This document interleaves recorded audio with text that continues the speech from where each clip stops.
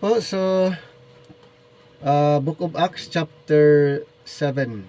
So, pag-uusapan po natin kung ano yung mga nilalaman ng chapter na ito. At katulad ng binanggit ko po ay ang Book of Acts na isulat during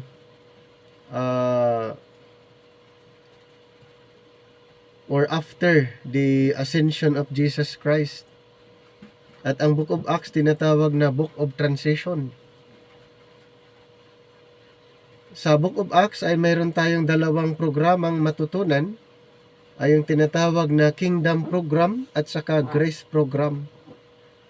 Ang Kingdom Program, matatagpuan nyo ito, first part ng Book of Acts, mostly mag-start kayo from chapter 1 to chapter 12. So, pinag-uusapan yun, yung mga Acts of the Apostles or the ministry of the 12 Apostles. Pagdating ng 13 to 28, ito naman ay nagkaroon ng transition. Nagkaroon ng transition nung ikinomission si Apostol Pablo bilang minister para sa mga hintel. Ibig sabihin, after the Book of Acts ay ministry ni Apostol Pablo at yung kanyang mga kasamahan halos magkasabay doon sa mga 12 apostol, kaya nagkaroon sila ng council or Jerusalem Council, Acts 15. Pero before Acts 15, ang mga apostles, 12 apostles and Apostle Paul ay nagkaroon sila ng sabay na ministry dahilan na nagkaroon ng conflict or confusion sa mga tinuturuan, kaya nagkaroon ng Jerusalem Council, Acts 15. Meron silang mga inaayos na mga problem. Okay, lalong-lalo na doon sa food, yung sa pagkain na ayon sa kautusan ni Moses na may mga pinagbabawal. And then yung iba pa regarding circumcision at yung mga iba pang mga rituals inaayos during Jerusalem Council. At isa din sa mga inaayos nila yung presentation of the gospel. Ano bang gospel ang dapat ipapangaral? So, ang mga 12 apostles, ipinapangaral kasi nila yung kingdom gospel, at si Apostol Pablo naman ay ipinapangaral ang grace gospel. Itong dalawang gospel na ito ay hindi kasi parehas ang content or yung substance. Magkakaiba po yung substance ng kingdom gospel at saka grace gospel. Kasi yung substance ng kingdom gospel ay isa doon, yung gospel of Jesus' name. Yung grace gospel naman ay yung content, yung substance ng grace gospel, yung Christ finished work.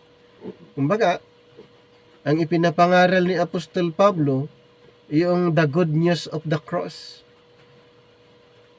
Hindi katulad sa kingdom gospel na ang ipinapangaral ay ang paghahari ng ating Panginoon dito sa lupa, particular sa Jerusalem, at ang kanyang paghaharian ay ang mga Israelites. At yun ang nilalaman ng ministry ng mga apostles, gospel na kanilang ipinapangaral, kaya nagkaroon ng conflict. So, isa yan sa mga pag-uusapan po natin dahil may mga group of denomination na ang kanilang doktrina ay nakabase doon sa Acts 2. Doon sa Acts 2, ang kanilang basis ng kanilang doktrina, at ito po ay tandaan natin sa Acts 2, nung bumaba ang Espiritu, ang mga naka-experience doon ay ang mga apostol, ang mga 12 apostol. Ang 12 mga apostol, sila'y pinili para sa 12 tribo ng Israel.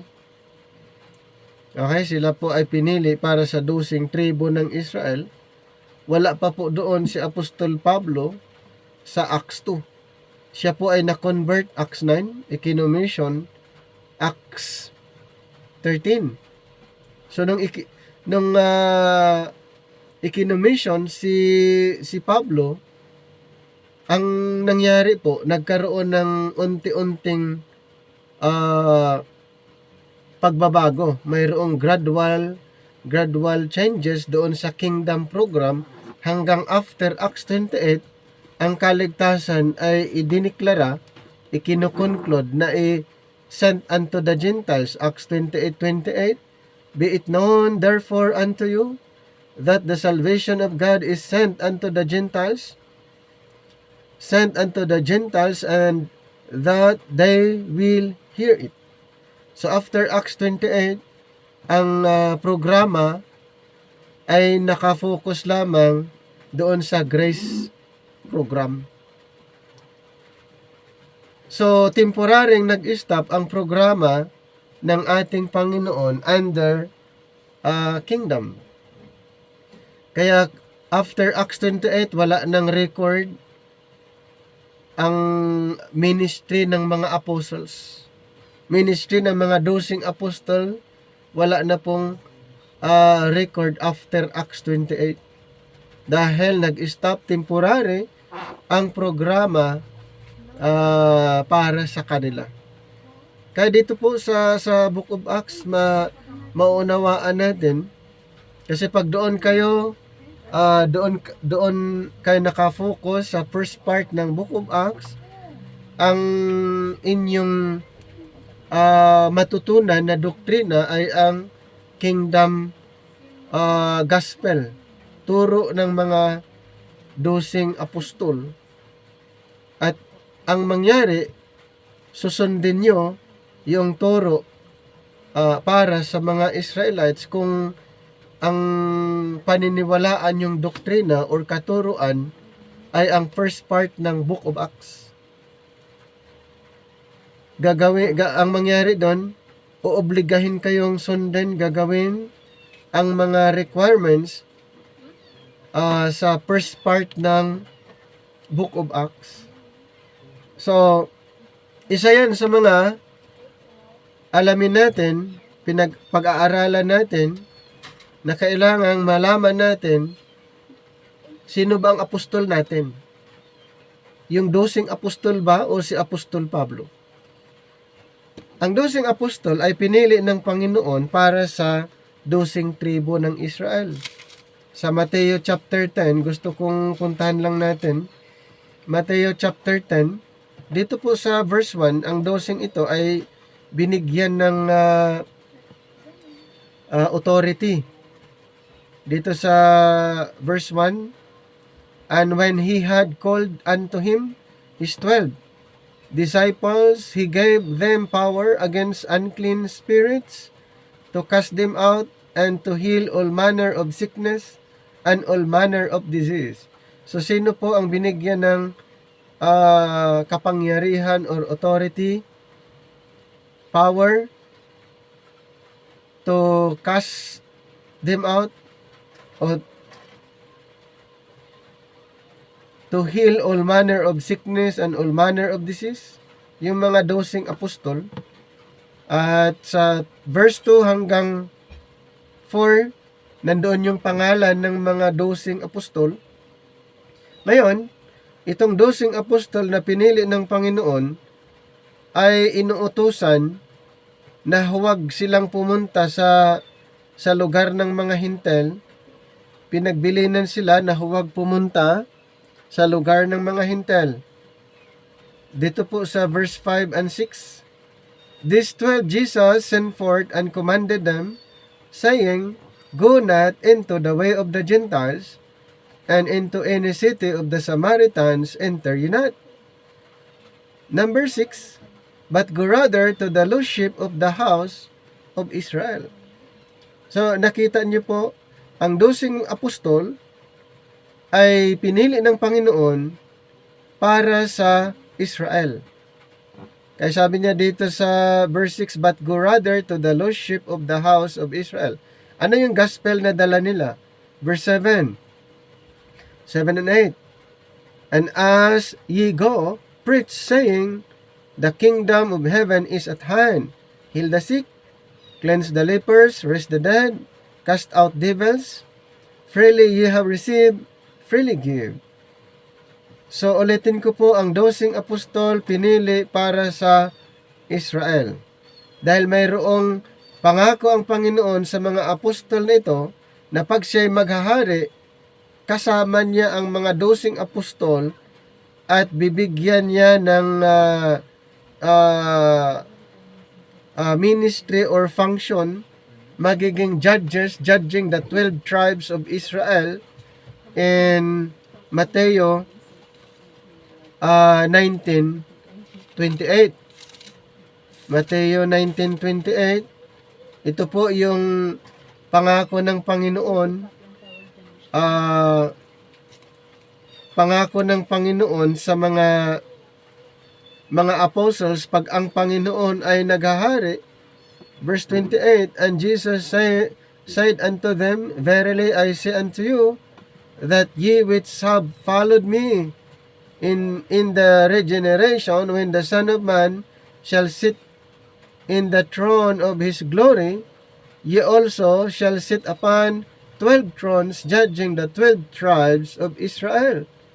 So yung mga 12 apostles ay magiging judges, judging the 12 tribes of Israel pag ang Panginoon ay maghahari sa bayang Israel.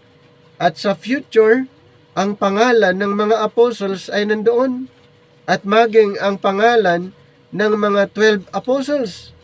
Dito po sa Revelation 21, 12 to 14, "And had a wall great and high, and had 12 gates, and at the gates 12 angels, and names written thereon, which are the names of the 12 tribes of the children of Israel. On the east, 3 gates. On the north, 3 gates. On the south, 3 gates. And on the west, 3 gates." 14, "And the wall of the city had 12 foundations, and in them the names of the 12 apostles of the Lamb." So nandoon po yung pangalan ng 12 apostles, nandoon yung pangalan ng 12 tribes. Ang tanong, kasama ba tayo doon? Hindi. Bakit? Hindi tayo kasama sa 12 tribo ng Israel. Kasama ba tayo sa mga 12 apostol? Hindi rin. Dahil sila'y pinili para sa 12 tribo ng Israel. Ngayon, sino ang apostol na pinili ng Panginoon para sa atin, mga hintel? Sa Acts 9, nung na-convert si Saul, dito po malalaman natin na siya, ang purpose kung bakit siya na-convert, para siya gawing apostol para sa ating mga hintel. Punta tayo sa Acts 9, dito po sa verse 15, "But the Lord said unto him, Go thy way, for he is a chosen vessel unto me to bear my name before the Gentiles and the kings and the children of Israel. For I will show him how great things he must suffer for my name's sake." So napansin niyo po, ito po yung good news para sa atin dahil mayroong minister na ipinadala sa ating mga hintel at walang iba si Apostol Pablo. Kaya pagdating sa Romans 11:13, sinabi na niya, "I am the apostle of the Gentiles." In Romans 11:13, sabi ni Apostol Pablo, "For I speak to you Gentiles, inasmuch as I am the apostle of the Gentiles, I magnify mine office." Sino ang apostol ng mga Hintil? Si Apostol Pablo. Kailan siya na-convert? Acts 9. Ibig sabihin ba na doon sa Acts 2 ay ministry ng mga 12 apostles? First part ng Book of Acts ay ministry ng mga apostles? Yes. At para kanino ang mga 12 apostol? Para sa Israel. Kailangan po maging malinaw sa atin ang apostol natin na ibinigay ng Panginoon, pinili ng Panginoon para sa atin ay si Apostol Pablo. At sumulat siya ng 13 epistles. Sumulat siya ng 13 epistles na nandoon yung instruction para sa atin. Doon natin matatagpuan yung instruction doon sa kanyang sulat, dahil siya po ang piniling apostol para sa atin. Kung idagdag natin yung 1 Timothy chapter 2 verse 7, hindi lang siya apostol, kundi siya pa ay isang teacher at preacher para sa atin mga Hintil. 1 Timothy 2:7, whereunto I am ordained, sabi ni Apostol Pablo, I am ordained a preacher and apostle, I speak the truth in Christ and light it, a teacher of the Gentiles in faith and verity. So, hindi lang siya apostol natin, siya ay isang teacher at preacher. Kung idagdag natin ang 2 Timothy 1:11, ganun din po, na siya ay appointed. Aside from ordained, he was appointed. Appointed a preacher, apostle, a teacher of the Gentiles.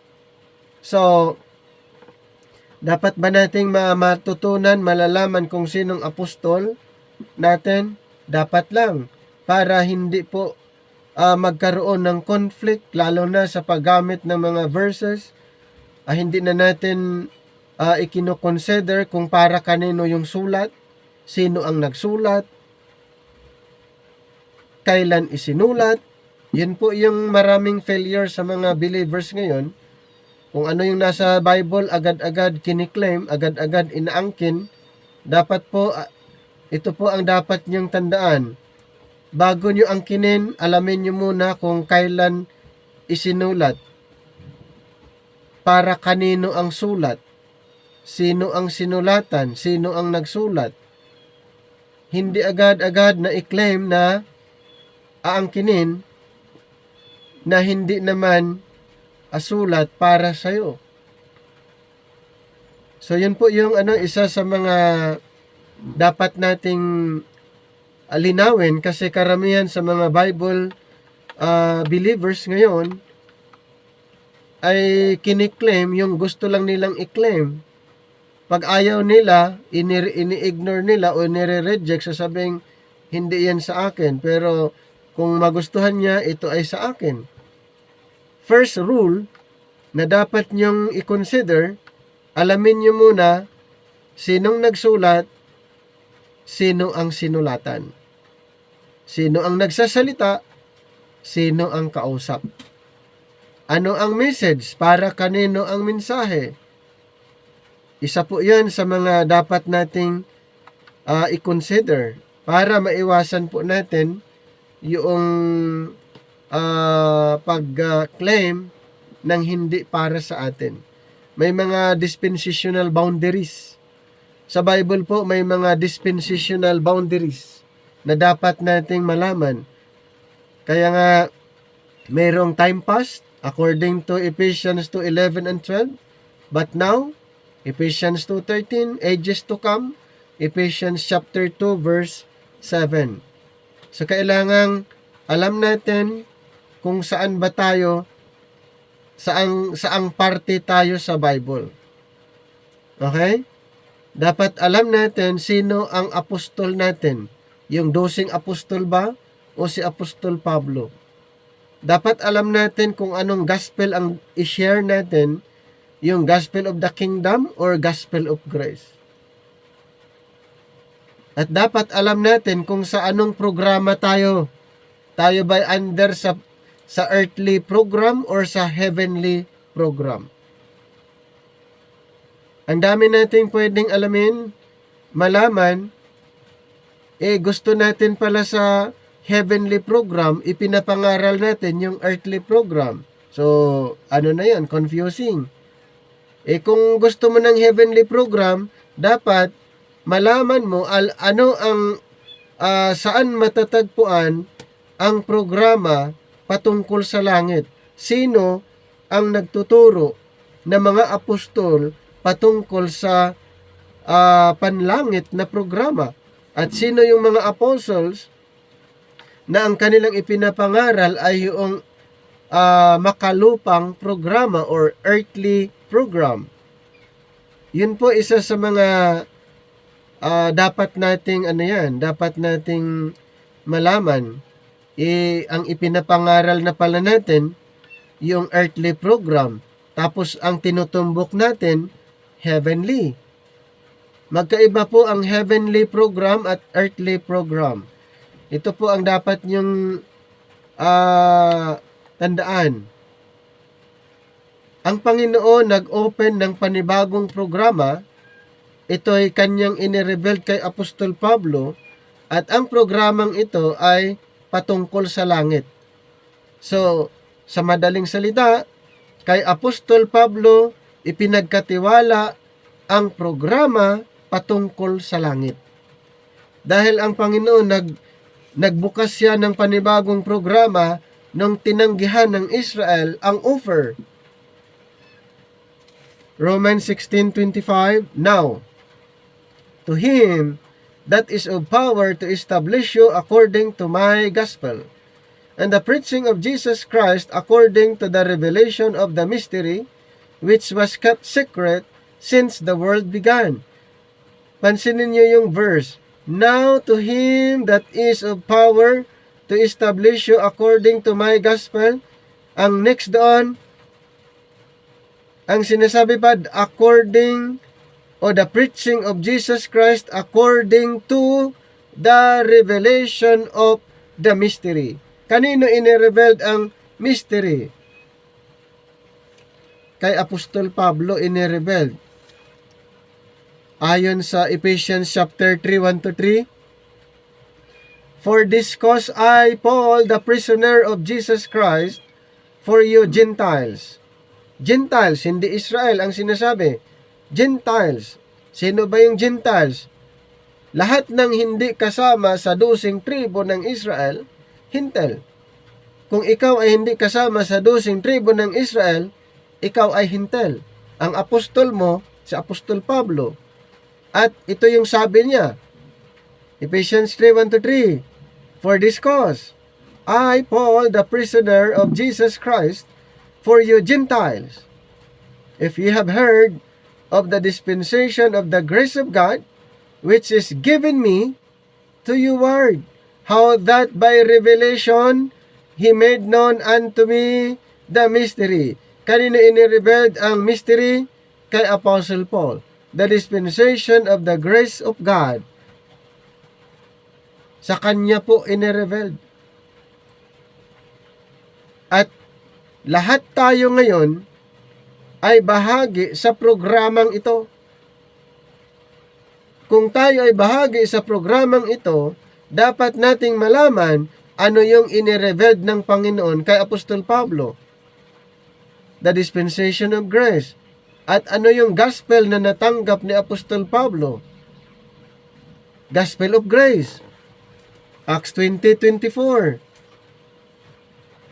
But none of these things move me, neither count I my life thereunto myself, so that I might finish my course with joy, and the ministry which I have received of the Lord Jesus, to testify the gospel of the grace of God. Sa kanya po inirevealed ang dispensation of grace, sa kanya ipinagkatiwala ang gospel of grace.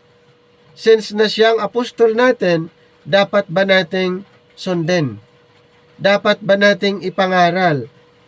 Yes. Dahil ang Panginoon yung tumawag sa kanya. ang Panginoon ang pumili sa kanya, ang Panginoon ang nagbigay sa mensahe. Since na siya yung apostol, teacher, preacher, dapat po nating sundin ang kanyang instruction na ito'y galing sa Panginoon. Ang kanyang itinuturo ay galing sa Panginoon.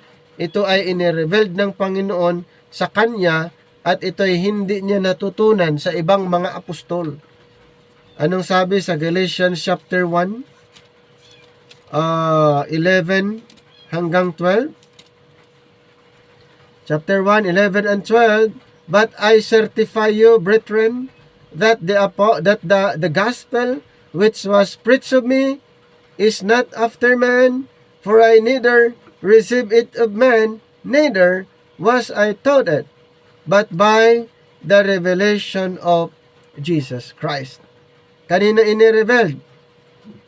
Kanino ibinigay? Ipinagkatiwala kay Apostol Pablo. Saan galing? Sa Panginoon. So, since na tayo ay recipient ng gospel na ito, dapat ba nating ihalo yung gospel, kingdom gospel? Dapat ba nating ihalo yung gospel na tinanggap ng mga 12 apostol? Hindi po pwedeng maihalo, mga kapatid, dahil iba pong gospel yon.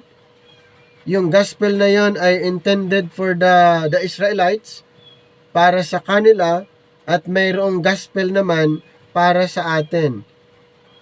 Hindi pwedeng ihalo. Anong sabi dito sa Galatians? I-backward natin sa verse 8 to 9. But though we or an angel from heaven preach any other gospel unto you than that which we have preached unto you, let him be accursed. As we said before, so say I now again, if any man preach any other gospel unto you than that ye have received, let him be accursed. So hindi pwedeng maghalo. Wag nating paghaluin kung ano yung turo ng mga 12 apostol sa Matthew, Mark, Luke, and John, first part ng Book of Acts, wag po nating ihalo. Hindi po pwedeng paghaluin ang gospel under grace and under kingdom. Programa under earthly, programa under heavenly. Iba po ang heavenly program, iba ang earthly program. Ang heavenly program ipinagkatiwala ng Panginoon kay Apostol Pablo. Ang earthly program ipinagkatiwala ng Panginoon doon sa mga 12 apostol. Ngayon, kung ang ipinapangaral mo ang Matthew, Mark, Luke, and John, yan po ang itinuturo po dyan ay more on earthly. Genesis to Malachi, ganun din po, more on earthly kingdom. Hebrews to Revelation, earthly kingdom. Romans to Philemon, heavenly kingdom. Magkaiba po yon, heavenly and earthly. Earthly program, heavenly program. Magkakaiba po. Iba ang 12 apostol, iba si Apostol Pablo. Iba ang Israel, iba din ang Hintel. Kaya kailangan po na maunawaan nyo ang Bible ay parang puzzle. Hindi nyo po basta-bastang angkinin agad-agad kung anong gusto nyong verse sa Old Testament. Hindi po ganon ang pag-aaral. Dapat acknowledge kung para kanino yon. Nagustuhan mo pero hindi yon sa'yo. Kasi lalo na sa Old Testament, marami kayong mababasa na mga magagandang promises ng Panginoon para sa Israel, pero sa Israel yun. Hindi mo pwedeng sa'yo din yun. Dahil kailan lang tayo nagiging bahagi sa programa ng ating Panginoon. Nung na-convert si Pablo, na dating Saul, na-convert siya at pinili na apostol natin. Dahil kung wala si Apostol Pablo, wala din yung dispensation of grace, wala din yung Romans to Philemon. Alam niyo po, ang Bible para sa Israel lang. Kung wala itong 13 epistles na sinulat ni Apostle Paul, kung wala si Apostol Pablo na pinili ng Panginoon, subukan yung alisin yung 13 epistles na sinulat niya, ang Biblia sa Israel na lahat, patungkol sa Israel lang lahat. Ganun po ang mangyayari. Tapos karamihan hindi pa pinag-aaralan. Ang nangyari, mas nakafocus sila doon sa katuruan na hindi naman katuruan under our time, under the dispensation of grace. Mas maraming time doon sa mga turo na ipinangapangaral ng mga apostol. Nasaan na yung turo para sa panahon natin ngayon? Na natakpan, na ini-ignore, or ni-reject, or probably hindi talaga alam kung ano yung teaching para sa panahon ngayon. Hindi talaga natutunan sino bang apostol para sa panahon ngayon. Mayroon pang iba na naghumihingi ng revelation. Huwag kayong maniwala doon sa mga ganon, dahil ang last na binigyan ng revelation ay si Apostol Pablo. Siya po yung last. Siya po ang last na nakatanggap. Okay? Siya po, sa kanya ipinagkaloob ang dispensation of grace. Siya po ang pinagkalooban. Kaya kung mayroong mag-claim sa panahon ngayon, wag kayong maniniwala. Ang Bible natin ay kompleto. Hindi pwedeng mag-rebuild ang Panginoon ngayon. Ang Bible ay kompleto na po. Kasi kung mag-rebuild pa siya ngayon, dapat idinadagdag yon sa ating Bible.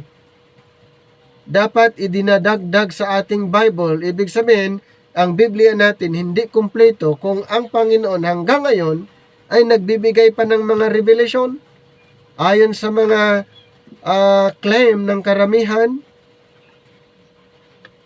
So, ang mangyayari, ang Biblia natin ay kulang. Ito pong tandaan natin. Ang Bible natin kompleto. Hindi na pwedeng madagdagan at hindi rin pwedeng bawasan. Kaya kung may mga nagkiklaim na may mga revelation, huwag kayong maniwala sa ganon. Okay? Wala na sa Bible yon. Outside the Bible na po yon. Hindi totoo po yon na nag-reveal pa ang Panginoon hanggang ngayon, kasi magkakaroon ng problema doon sa scripture. Magkakaroon ng conflict doon sa scripture. Ang Bible po ay enough na po. Tama na po para aralin natin. Ito po yung product of God's revelation. Ang Bible natin. Paano siya nakipag-communicate? Through His written word. Hindi kailangan na mayroong mga magsalita na ikaw din ay sumasagot, na may nagsasalita galing sa itaas o saan galing. Wala na pong ganon. During that time lang po yon, sa nung hindi pa complete ang Bible, doon sa time lang po yon na ganon, na mayroong conversation. Pero nakumpleto ang Bible, wala na po. Ang part natin, mag-aral. Aralin natin yung kanyang written word. Tama na po yon para sa atin na pag-aaralan. So, saan galing yun? Mga ganong mga sinasabi. Saan ang gagaling? Tandaan po natin, si Satanas ay mayroon din siyang grupo at kaya niyang magkunwari na siya din ay nasa katotohanan. Ito pong sabi sa 2 Corinthians 11 verse, dito nga sa verse 4 kung babasahin ko lang. For if he that cometh preacheth another Jesus, kumbaga gumagamit din sila ng Jesus na pangalan. Pero sabi ni Apostle Paul, another Jesus. Kumbaga ibang Jesus. Ginagamit lang nila ang pangalang Jesus pero ibang Jesus, whom we have not preached. Or if ye receive another spirit, so mayroong another spirit, another Jesus, another spirit. Bakit? Hindi ipinapangaral ni Apostol Pablo another gospel. Bakit another gospel? Dahil hindi niya ipinapangaral ito. Anong tawag sa kanila? Kung kung basahin natin sa pinakababa, sa 13 hanggang 15, ito pala sila. For such are false apostles, deceitful workers, transforming themselves into the apostles of Christ. And no marvel, for Satan himself is transformed into an angel of light. Therefore, it is no great thing if his ministers also be transformed as the ministers of righteousness, whose end shall be according to their works. Ganun po mga kapatid, ang katotohanan, si Satanas ay kaya niyang gumawa ng mga deception, at marami naman pong na-deceive. Dahil bakit? Ginagamit lang ni Satanas yung pangalang Jesus. Gumagamit din siya ng gospel, gumagamit din siya ng espiritu, pero iba sa tinanggap ni Apostol Pablo.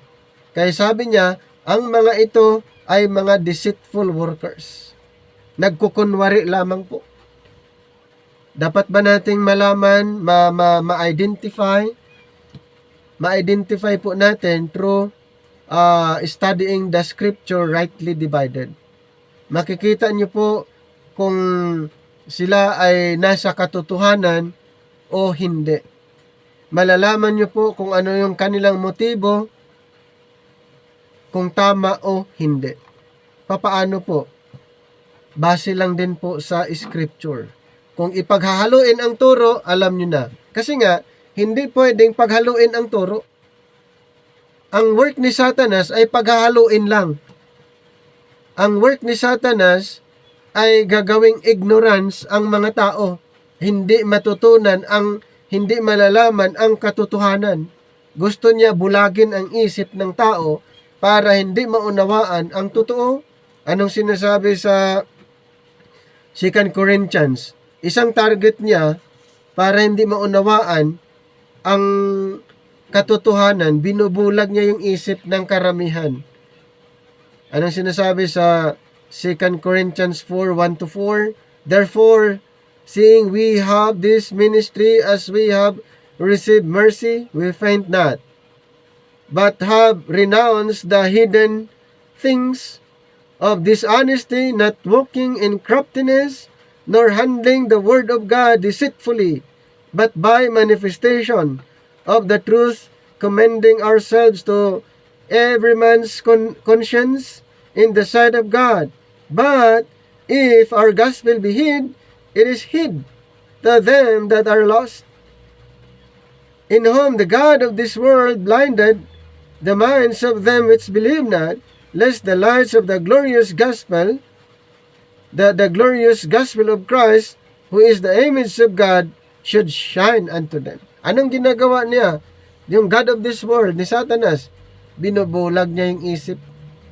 Ngayon, kung nabubulag na yung isip, hindi na siya makapag-decide alin ang totoo, alin ang hindi. Kaya, kailangan nating maunawaan. Dahil pag hindi, maipaghahalo-halo lang natin, tapos iisipin natin, di bale, salita din ng Panginoon, maintindihan siguro ng Panginoon. Di bale, sulat naman niya ito eh. Di bale, sinabi naman niya na ganito. Wala pong ganun ha. Hindi yan tanggap na reasoning. Kaya nga may pag-aaral eh. Study to show yourself approved unto God. 2 Timothy 2:15, rightly dividing the word of truth. Kailangan pag-aralan po, hindi natin idaan doon sa yung parang defense mechanism, parang nag-a-assume tayo na ganon ang Panginoon.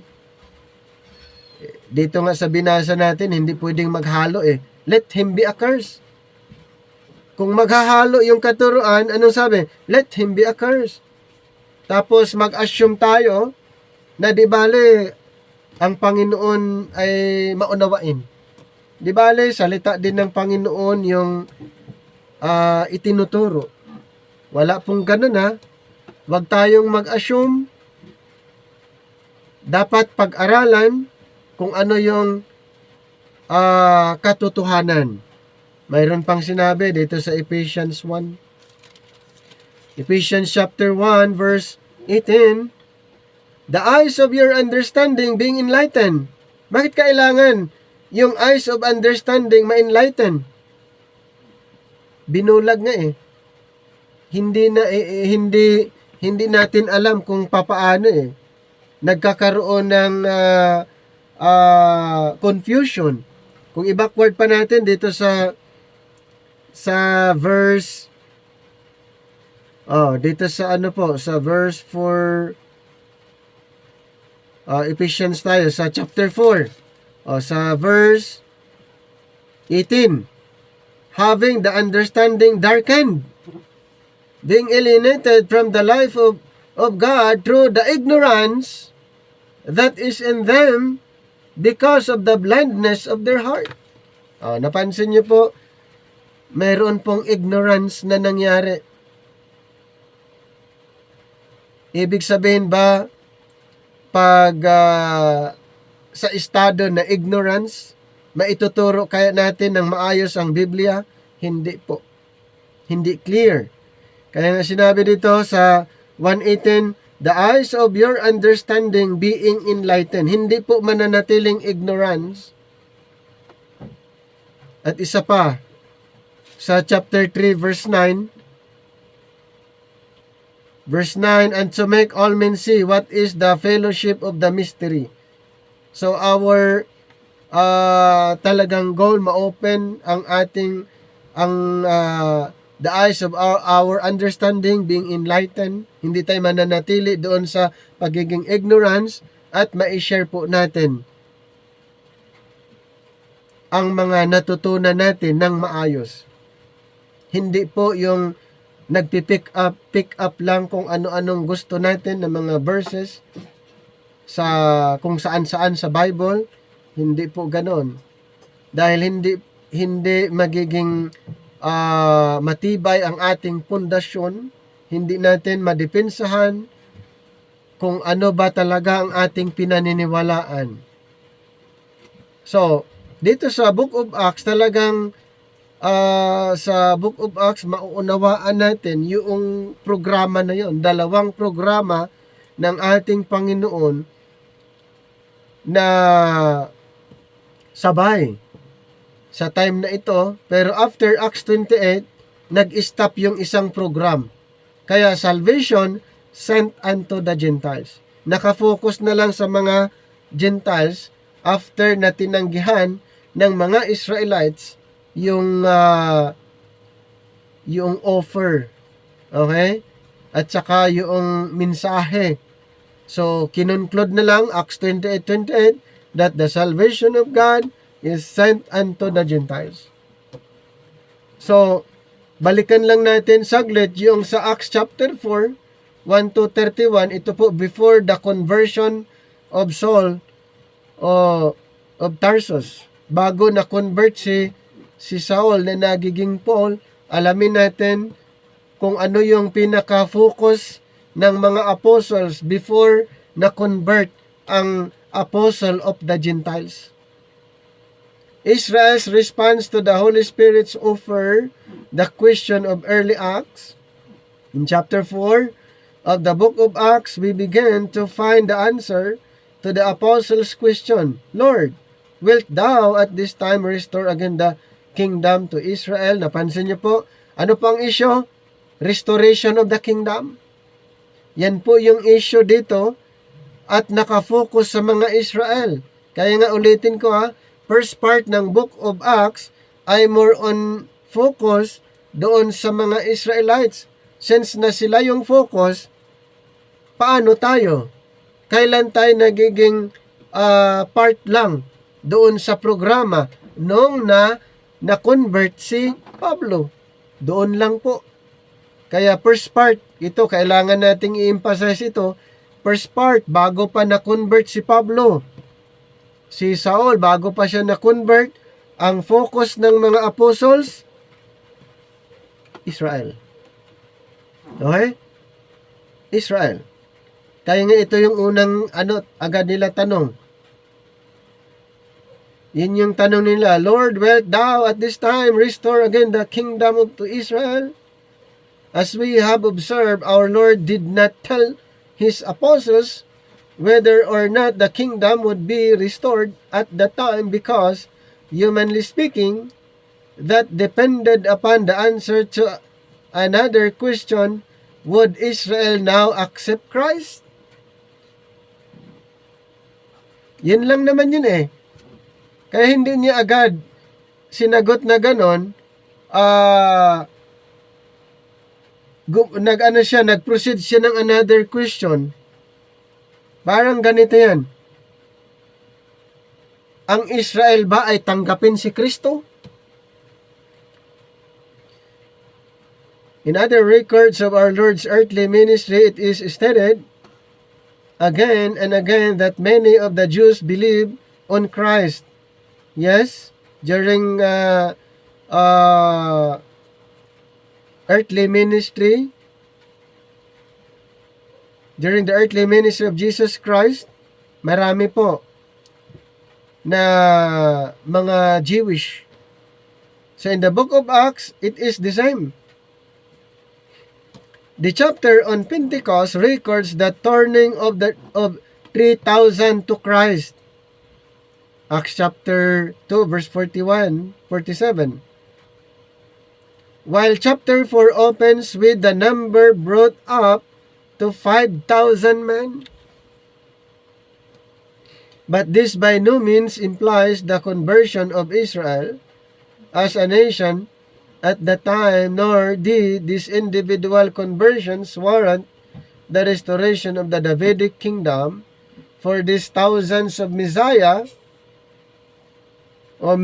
followers in Israel still constituted only a small minority in the nation, and they did not represent Israel's government. Tandaan po natin yan.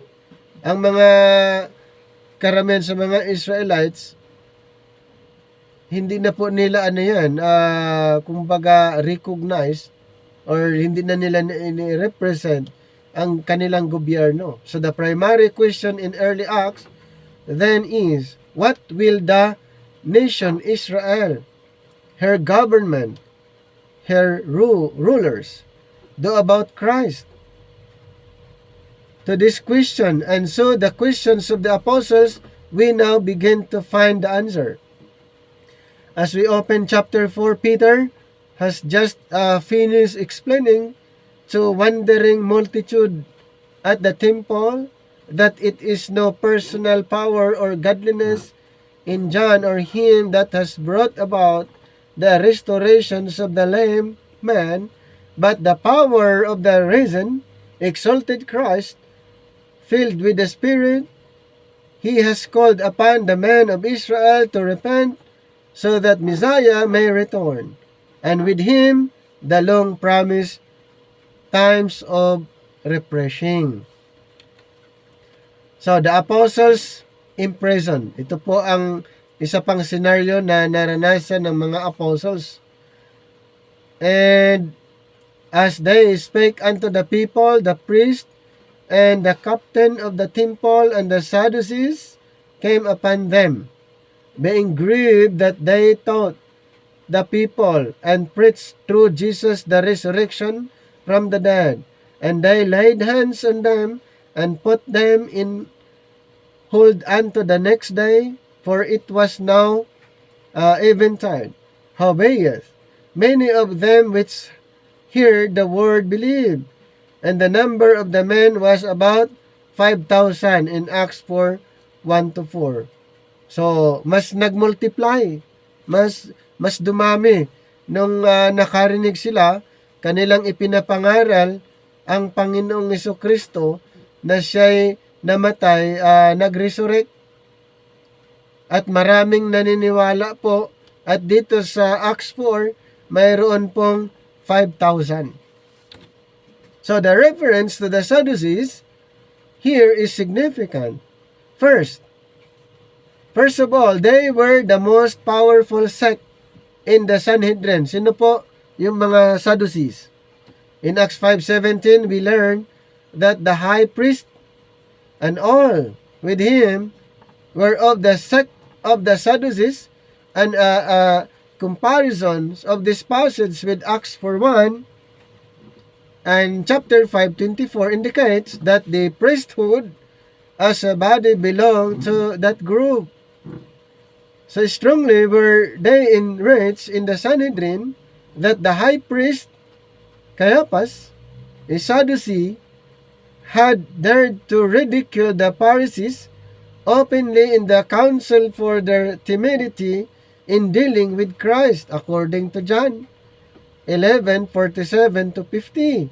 And it was the strongest party. So yung Sadducees and the Pharisees, sila po yung mga religious leader na hinahangaan at pinapaniwalaan ng karamihang mga Israelites sa kanilang panahon.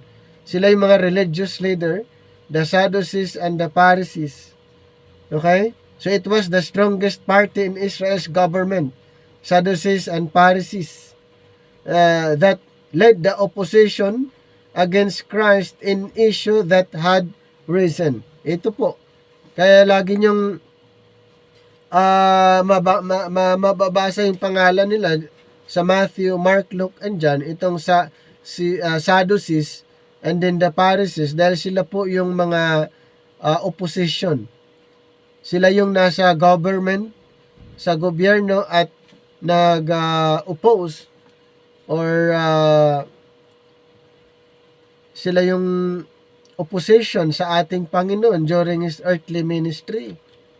But there is greater significance to this Sadducean hostility to Christ. It had been the Pharisees who had led the opposition to Christ before His death and resurrection. Now the Sadducees had taken the lead. The reason is clear when we take into account the beliefs of these two sects, the Sadducees and the Pharisees. From Matthew 22:23, we learn that Sadducees say that there is no resurrection. According to the Sadducees, no resurrection. Hindi sila naniniwala ng resurrection. While Acts 23:8, we find their teaching as to this contrasted to that of the Pharisees. For the Sadducees say that there is no resurrection, neither angel nor spirit, but the Pharisees confess both. Itong mga Pharisees ay naniniwala, ang Sadducees hindi. Necessarily, therefore, the multiplied testimonies to the resurrection of Christ were embarrassing the Sadducees even more than the Pharisees. So the Pharisees at least believe in the resurrection of the body. With the Sadducees, it was different. They had always opposed the doctrines of the resurrection. Ganun po yung itong mga dalawang sekta. Alam niyo po, maraming sekta ang mga Israelites. Isa na dito yung dalawang na-mention, sekta ng Sadducees at saka sekta ng Pharisees. Sa Sadducees and the Pharisees, hindi po sila nagkaunawaan, pero ito parehas na mga Hudyo, parehas na may mga tungkulin sa gobyerno, pero kung resurrection ang pag-uusapan, hindi sila magkasundo dahil ang Sadducees hindi naniniwala na may resurrection. Ang Pharisees naniniwala na mayroong resurrection. So, the Pharisees at least believe in the resurrections of the body. The Sadducees, it was different. they had always opposed the doctrines of the resurrection. For apostates, they did not see that the resurrection, particularly the resurrection of Christ, was the very hope of Israel. Ang resurrection ni Kristo, yun yung pinaka inaasahan ng Israel ayon sa Acts 23 verse 6, and then Acts 24:14, and then verse 15, ganun din po sa Acts 26 6 to 8, and then Acts 28:20. Pinag-uusapan po doon na ang hope, pag-asa ng Israel is the resurrection of Christ. Kaya nga, ang daming naniniwala nung nag-resurrect si Christ na totoo na siya yung Mesyas. Totoo na yung kanilang pinatay, siya yung Mesyas. Kaya mas maraming naging believers nung siya'y nag-resurrect. Maraming naniniwala na siya nga yung Mesyas. Pero itong Sadducees, hindi sila naniniwala na may resurrection. Little wonder, they were grieved as the apostles preached through Christ. So the resurrection from the dead, especially with a restored cripple standing by as evidence that the miracle-working Christ was indeed alive. Now, they feel they must fight for their very existence, for not only is their whole Sadducean system in danger of being overthrown, but they are about to be convicted of the murder of Messiah. Bad enough, they think that the apostles should oppose their teaching concerning the resurrection, but to offer evidences of Christ's resurrection as proof is infinitely worse. They must hold all the more firmly now to their teaching the resurrection is impossible. Yun yung isa sa mga issue sa chapter 4, yung pinagdidiskussan nila, yung resurrection ni Christ, totoo bang nag-resurrect o hindi. Kaya nga dito nahati yung grupo din ng mga Israelites, may pumanig sa mga Sadducees, may mga pumanig doon sa mga Pharisees sa time na ito, at isa pa yung mga apostles na sila din ay witness doon sa resurrection. Kaya nung nangaral sila, may maraming mga na-convert. O dito nga sa chapter 4, 5,000 yung mga na-convert. Naniwala doon sa kanilang ipinapangaral na si Kristo namatay at nabuhay. Totoo na siya yung Mesyas. At sila'y naniniwala. Kaya the doctrinal beliefs of Sadducees and their determined denial of the resurrection, of course, in no wise lessened their guilt.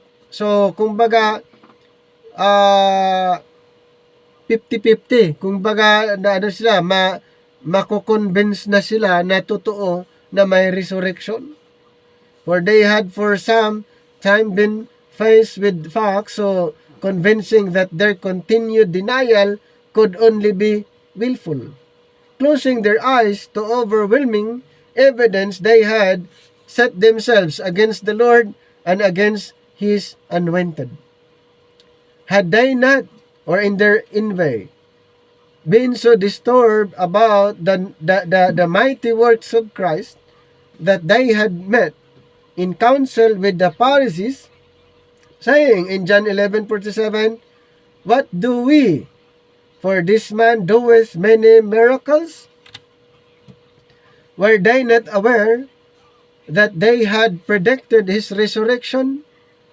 Had they not taken precautions against this possibility? Had they not appealed to Pilate, saying, "Sir, we remember that the deceiver said, while he was yet alive, after 3 days I will rise again."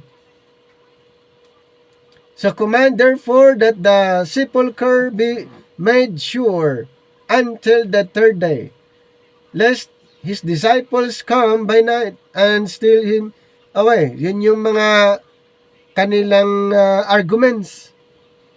Ninakaw daw yung katawan ni Kristo, kinuha ng mga disipulo. Yun yung kanilang assumption. Kasi hindi nga naniniwala na may resurrection. Kaya ang assumption, ninakaw ng mga apostol yung kanyang katawan and say unto the people, He is risen from the dead, so the last error shall be worse than the first. In Matthew 27:63, 64. So ganon yung kanilang speculation. Ninakaw ng mga apostles yung katawan ni Kristo at ina-announce na siya'y nag-resurrect. And had they not seen the futility of these precautions, had they not heard the testimony of the frightened Roman guards returning from the tomb, had they not paid them large money to induce them to change their testimony? In Matthew 28:11-14. Now, with the scores of actual witnesses to Christ's resurrection, testifying boldly and unshareable evidence on their side, it is pathetic to find these Sadducees more determined than ever to prostrate the truth even by oppression and persecution. Ayaw talaga nila itong mga Sadducees, kahit may mga ipinapakitang evidence, hindi pa rin nila ni-recognize yung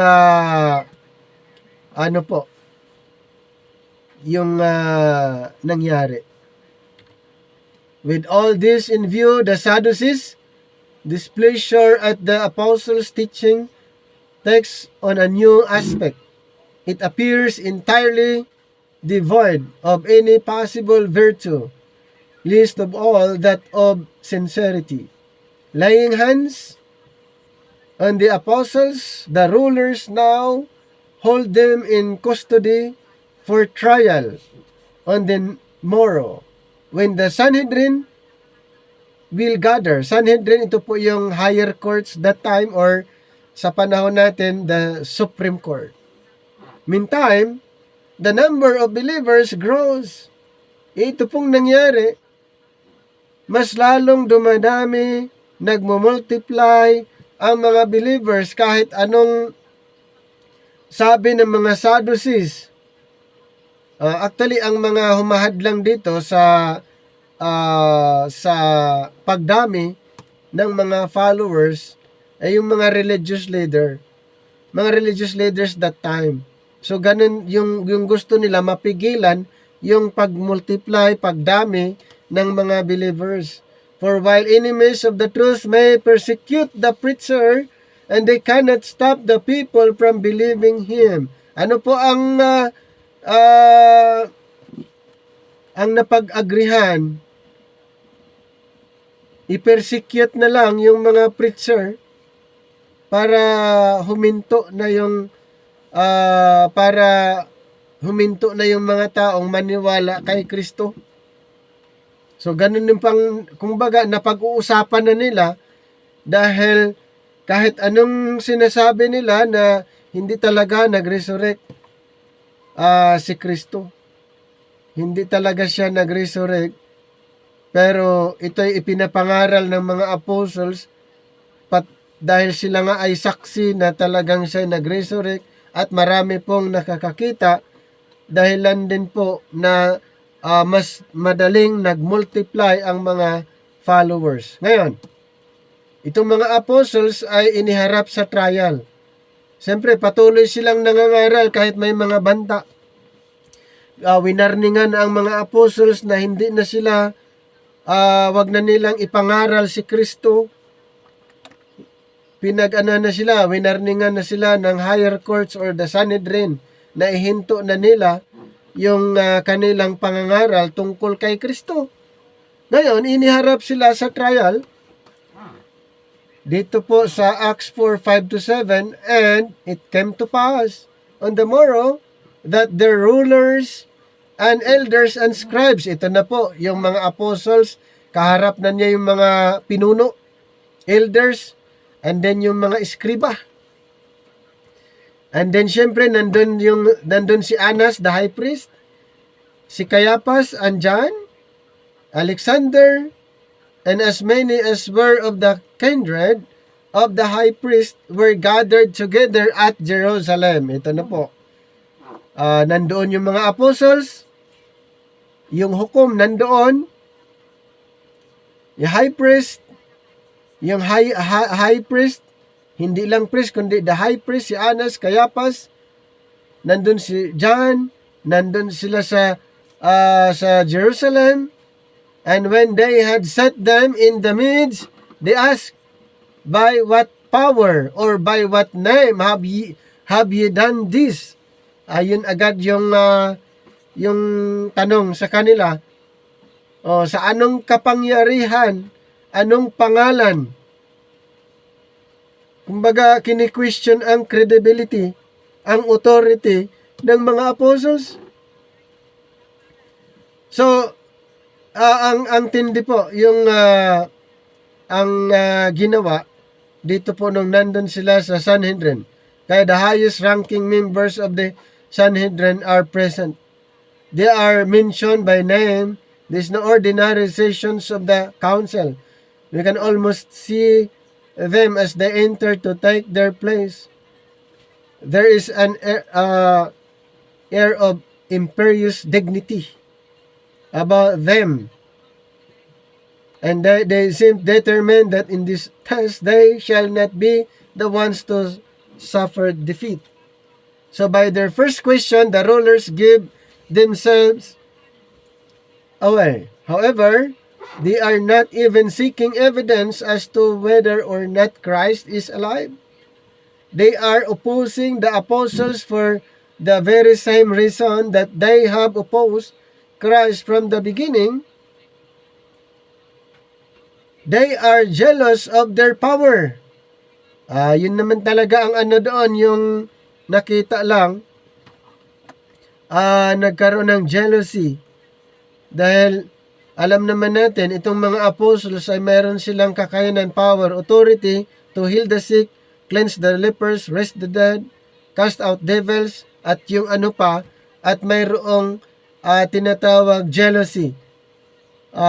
Hindi kini-question kung si Kristo ba'y buhay o hindi. Nung sila iniharap sa council,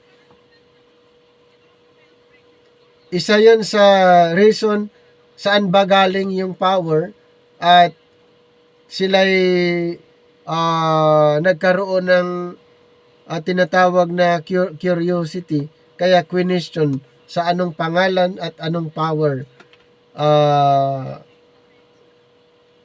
nanggagaling yung inyong authority. True spiritual power had long departed from them, and it had troubled them that one had arisen in their midst who spoke with authority and not as the scribes, and to see this authority attested by mighty miracles had enraged them even more. And when he was come into the temple, the chief priest and the elders of the people came unto him as he was teaching, and said, by what authority doest thou these things, and who gave thee this authority?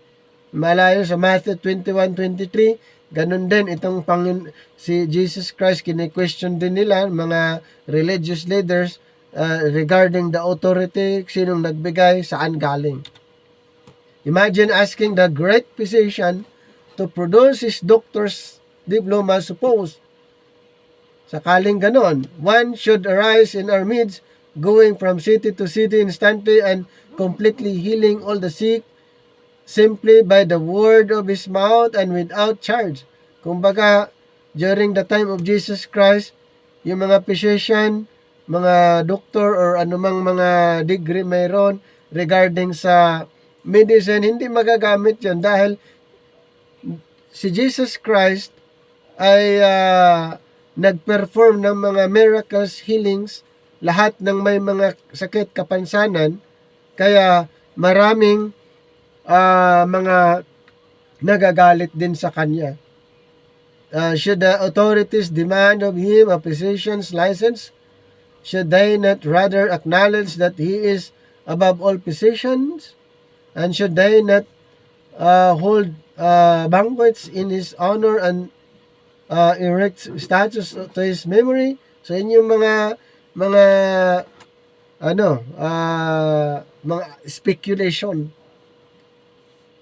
human point of view. And now the rulers deal with the apostles as they had dealt with Christ. So ganun po, katulad ng ating Panginoon, dahil itong mga apostles ay meron silang kakainan, authority, katulad ng ating Panginoong Hesus, dahil sila'y binigyan. Kaya yung mga religious leaders ay kini-question din itong mga apostles saan galing yung authority, katulad ng ating Panginoong Hesus during his earthly ministry, iniharap din siya sa authority ng gobyerno kung saan nanggaling yung kanyang authority, at ganon din ang nangyari ng mga apostol during Acts period, first part ng Book of Acts. Humarap sila sa trial regarding sa healing. So the apostles are brought to trial on a charge of healing a lame man.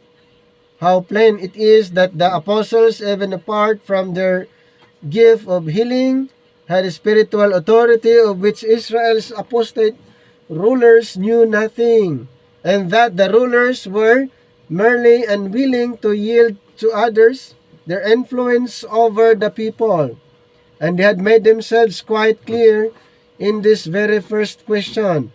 They meant to silence the apostles by intimidation.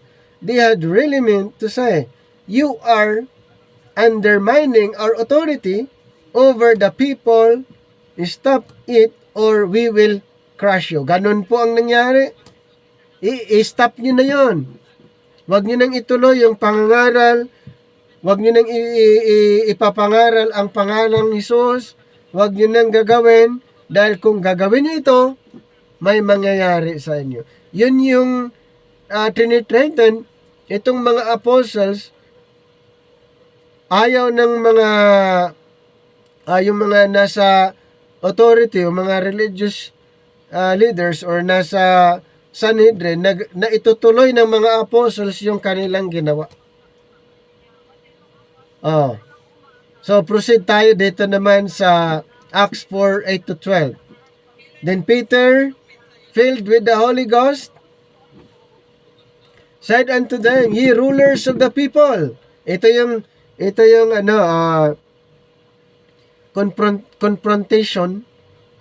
Yung kahit ganun yung sinabi ng Sanhedrin na wag na nilang ituloy, pero ito po ang ginawa ni Pedro. Peter, filled with the Holy Ghost, said unto them, ye rulers of the people and elders of Israel. Ang tapang ni Pedro. Sinabi niya, ito kumbaga ito yung mga kilalang tao sa gobyerno, yung pinagsabihan niya, malakas yung kanyang loob. If we this day be examined of the good deed done to the impotent man, by what means he is made whole, be it known unto you all, and to all the people of Israel. Ito na yung matapang na sinabi ni Pedro. Sabi niya, be it known unto you all, unto all the people of Israel, that by the name of Jesus Christ of Nazareth, whom ye crucified, whom God raised from the dead, even by him doth this man stand here before you whole.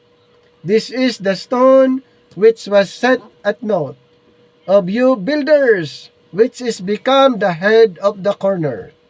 Neither is there salvation in any other, for there is none other name under heaven, given among men, whereby we must be saved. Hindi natakot itong si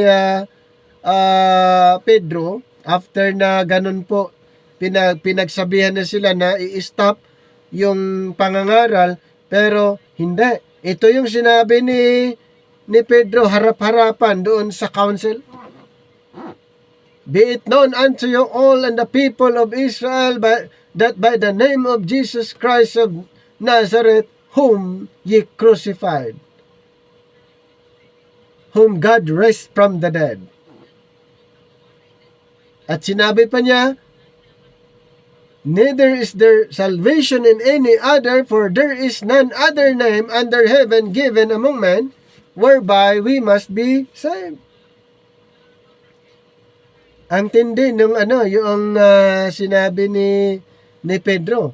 So what a reply it could only have been given by one filled with the Spirit. Kung hindi siya filled with the Spirit, hindi niya kaya yon. Mga pinuno,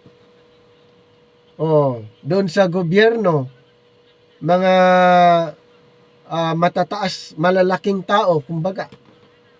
There is subtle significance in every phrase, devastating power in every sentence. If we this day be examined of the good deed. Nakita nyo? Yung sinabi ni Pedro, if we this day, ito during the, yung sa council, be examined of the good deed done to the impotent man, and with this, in a moment, he has the arrogant judges on the defensive as he, the accused becomes the accuser of the Sanhedrin with such evidence at his side. See the mounting force of his words. They have the power of a gathering storm. If we this day be examined of the good deed done to the impotent man, by what means he is made whole. Be it known unto you. Ang tindi po, yung sinabi niya. Be it known unto you all and to all the people of Israel, that by the name of Jesus Christ of Nazareth, whom ye crucified, whom God raised from the dead, even by him doth this man stand here before you whole. We stand amazed at Spirit-filled Peter as he faced the Supreme Court of his nation. Ang tindi yung ginawa niya. Wala siyang takot na sabihin, kahit binantaan na sila ng Sanhedrin or the higher court or the Supreme Court sa time nila, charging them with the murder of Messiah. Pero yun, pinatay niyo ang Mesyas. Matindi yan, yung sinabi niya, charging them with the murder of the Messiah. Pinatay niyo ang Mesyas. Telling them that he is the stone they have despised and rejected, and that he has now become the head of the corner. And we stand amazed as he declares to Israel's leaders that the nation's salvation is to be found in this rejected Christ and in him alone. Kaya nga sinabi niya, wala nang ibang kaligtasan pa na ibinigay sa silong ng langit, kundi sa pamamagitan ng pangalan ni Jesus. Yan yung harap-harapan niyang sinabi sa mga religious leader, mga opisyalis ng Sanhedrin. It may seem at first sight that Peter is out of order. Kung titignan natin, parang out of order talaga siya, speaking thus to God's appointed rulers, but we must not forget the words of our Lord to these same rulers as he warned them of the consequences of the rebellion. Ano sabi niya sa Matthew 21:43? Therefore say I unto you, the kingdom of God shall be taken from you and given to a nation, bringing forth the fruits thereof. So notice, Peter says, whereby we, or not ye, must be saved. While it is true that individual salvation is to be found in Christ alone. Peter here evidently refers to the salvation of the nation over which these men were the rulers compared in Matthew 1:21, Romans 11:26. So the nation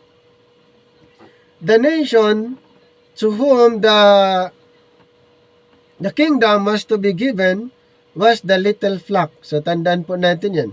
The little flock. Wala na po doon sa whole Israel. So itong little flock, ito yung mga nabuo, naniniwala sa gospel of the kingdom.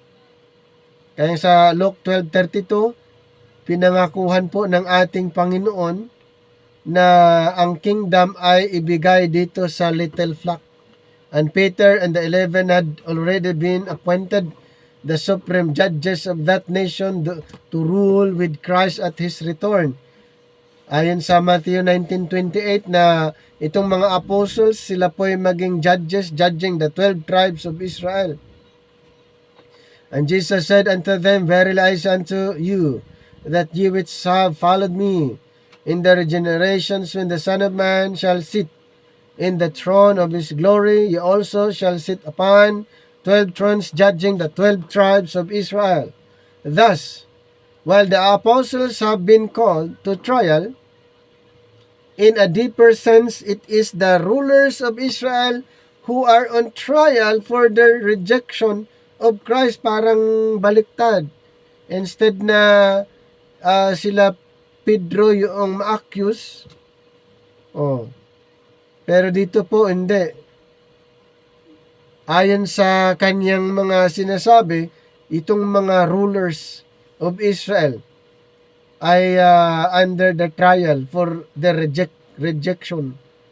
So once more, they are faced with the facts, and you have slain your Messiah. Sabi ni Pedro, ito pong mga religious leaders, yung nasa Sanhedrin, sabi niya, you have slain your Messiah. Repent and receive Him now, or perish. Kaya dito po sa Acts 4:13, now, when they saw the boldness of Peter and John and perceived that they were unlearned and ignorant men, they marveled, and they took knowledge of them that they had been with Jesus. Ganun po ang nangyari. So this part of the account has been greatly misunderstood. It is generally supposed that Peter and John, though recently but fishermen, parang tinitignan pa rin nila kung ano yung educational background, ano yung background ng dalawa, parang doon sila nag-alangan sa sinasabi ni Pedro dahil doon sa background. O mahalaga pala yung background. Tinitignan nila, ay sino ba itong nagsasalitang ito? Mga fisherman lang ito eh. O may mga mahalaga pala yung background din, kasi itong mga Sadducees, siyempre highly educated. Itong nagsasalita ay fisherman, parang hindi sila konbinsado eh. Hindi sila convinced doon sa dahil ang background. Okay? Yun po, doon sila kumbaga tinitignan sa background dahil sila fishermen and had carried themselves so well that the rulers had concluded that they had grown culturally and intellectually by their association with Christ in His earthly ministry. Sila'y natututo sa ating Panginoon during His earthly ministry, itong mga apostles. So this is not the point. Yes, hindi naman talaga yun yung basihan. When they saw the boldness of Peter and John and perceived that they were not had been but still were unlearned and ignorant or uneducated and common men, they marveled and they took knowledge of them that they had been with Jesus. Nag-aral din sila sa Panginoon. Alam din nila. At syempre, sa sa tulong ng banal na Espiritu, Acts 2, ay mayroon silang kakayahan na sasabihin kung ano ang nais ng Panginoon na ipapaintindi nila. So the point is that these judges, veterans, all could easily see that the men before them were no clever deceivers.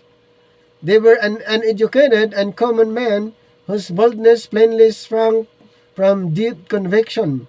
A basic honesty shone forth from them as they faced their accusers, relating what they had actually seen and knew to be the truth, with the result that the judges were convinced in their own hearts that Peter and John had indeed been with the resurrected Christ. So, in Acts 4:14-18, and beholding the man which was healed standing with them, they could say nothing against it. But when they had commanded them to go aside out of the council, they conferred among themselves, saying, What shall we do to this man? For that indeed a notable miracle had been done by them is manifest to all them that dwell in Jerusalem, and we cannot deny it. But that is spread no further among the people, let us strictly threaten them. Ito po, they speak henceforth to no man in this name, and they called them and commanded them not to speak at all, nor teach in the name of Jesus. Ganon yung yung conclusion ng mga religious leader, yung sa council or sa Sanhedrin. Wag nyo nang banggitin o ituro man ang pangalang Jesus. Pinigilan na sila, tinitreatened na sila. Wag nyo nang ituloy, wag nyo nang gagawin. Basta, yun yung order ng Sanhedrin. Here we get another glimpse of the intense wickedness of these religious deceivers to whom the people of Israel had so long looked for guidance. So the whole procedure had been irregular in the first place. The jury is supposed to hear charge, not make them. But now, the case goes badly for them. They are again charged. Ito po, they are again charged with the murder of Christ and warned that He has risen from the dead. And they are convinced that the defendants are speaking the truth, and they are confronted with the clearest evidence. They admit it. Yet these judges of Israel's Supreme Court are determined not to be embarrassed, para hindi sila mapahiya. Siyempre, sila yung nasa higher courts, sila yung mga judges doon, para hindi sila mapahiya or ano man dyan. Further, and do not hesitate to try to silence honest testimony by threats and intimidation. And they will go further if necessary. Ganun po yung ginawa nila. So, does the religious rulers of Israel, the administrators of the law of God, refuse the witness of the Spirit and intensify their opposition to God's anointed, their Savior King?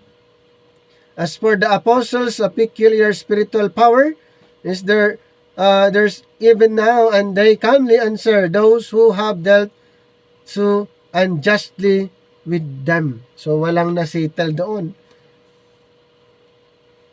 In chapter 4, 19-20, but Peter and John answered and said unto them, whether it be right in the sight of God to hearken unto you more than unto God, judge ye.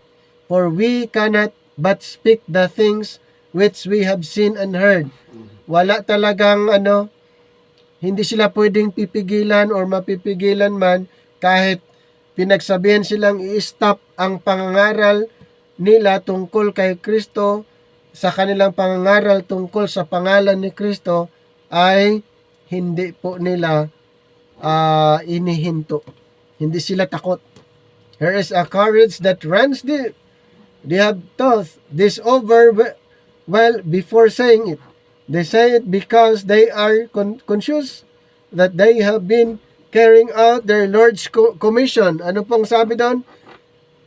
Kahit yun nga, ano man ang mangyari, since nakita nila totoo, narinig, at may commission sila na tinanggap, tuloy ang kanilang pangangaral that God is and will continue to be on their side. They are ready, if need be, to die for the truth.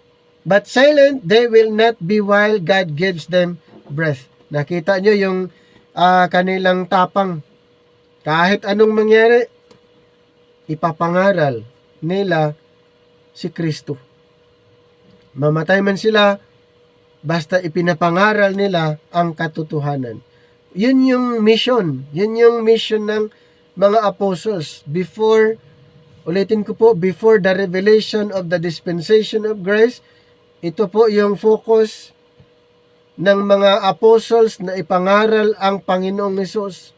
Ipangaral ang kanyang pangalan na wala nang ibang tagapagligtas maliban sa pangalang Hesus. So dito sa Acts 4:21-23, so when they had further threatened, okay? Threatened them. Threatened sila ng council, ng Sanhedrin. They let them go, finding nothing how they might punish them because of the people, for all men glorified God for that which was done. For the man was above 40 years old, in whom this miracle of healing was shown. And being let go, they went to their own company and reported all that the chief priests and elders had said unto them.